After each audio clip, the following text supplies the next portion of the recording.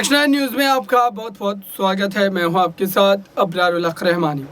दर्शकों, uniform civil code को लेकर सरकार के उस बड़े दावे पर अब सभी की नज़रें टिकी है कि जो दावे किए जा रहे थे कि मानसून सत्र से पहले जिस तरीके से राजनीति हो रही थी, ऐसा लग रहा था कि मानसून सत्र में पहले ही दिन यूसीसी का बिल जो है सरकार के द्वारा पेश कर दिया जाएगा, लेकिन ऐसा हुआ नहीं।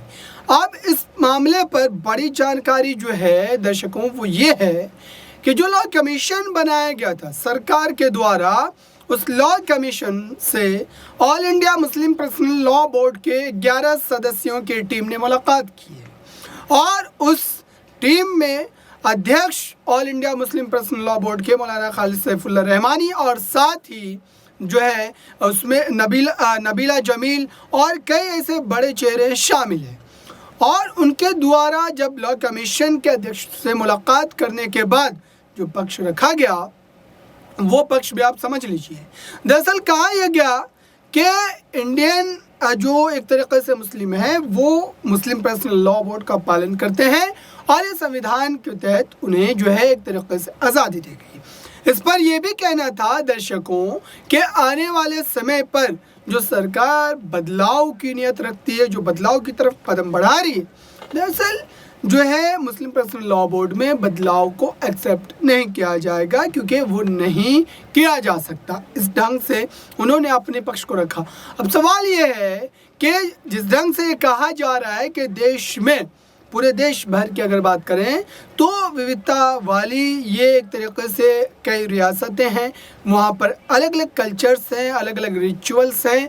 तो ऐसे में सरकार ये जो लागू करने की बात कह रही है, इसका दरअसल खाका क्या होगा, इसका पैमाना क्या होगा, किसको किस तरीके से बातें जो है माननी पड़ेगी, कौन अपने किस कल्चर को छोड़ेगा, ये सारी बातें तय करनी पड़ेगी।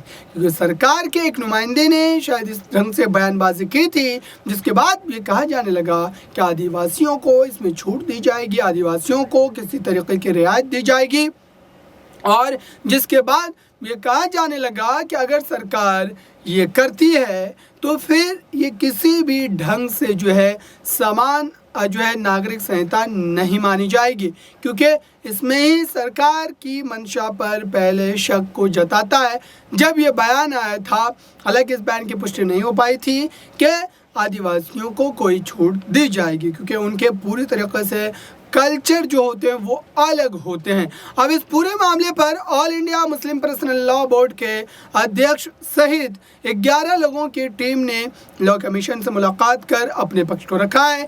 अब इस पर सरकार का क्या रिएक्शन आता है, सरकार इस पर क्या प्रतिक्रिया देती है, ये देखना होगा। क्योंकि पहले ये कहा गया था केंद्र सरकार के द्वारा कि लॉ कमीशन के पास आप अपने अपने सुझाव भेज सकते हैं और उसी के तहत उसी के आधार पर आगे की रणनीति जो है वो तय की जाएगी। फिलहाल आप इंतज़ार कीजिए कि यूसीसी को लेकर सरकार कब तक आधिकारिक फैसला लेती है। इस खास रिपोर्ट में बस इतना ही। जुड़े रहिए बड़ी खबरों के लिए नेक्स्ट 9 न्यूज़ के साथ।